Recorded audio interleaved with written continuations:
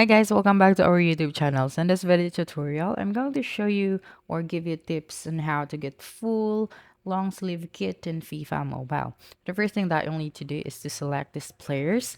Number one, we have Steven Gerrard. Okay. Number two, we have Antoine Griezmann. And the last one is Sergio Ramos. Okay.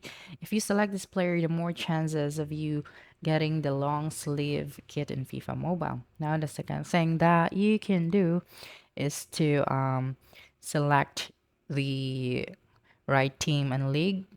Okay. So just select the Manchester UTD and the Premier League.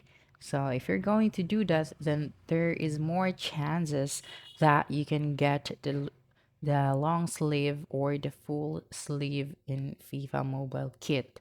Okay, so the last tip that I can give you is to go to your store and then click on the event shop and then click on stadium. So now you will have to buy or use a stadium that is cloudy or when you play it during at night because that is when your players need to wear long sleeve or full sleeve jersey in FIFA Mobile. Okay, so that's it.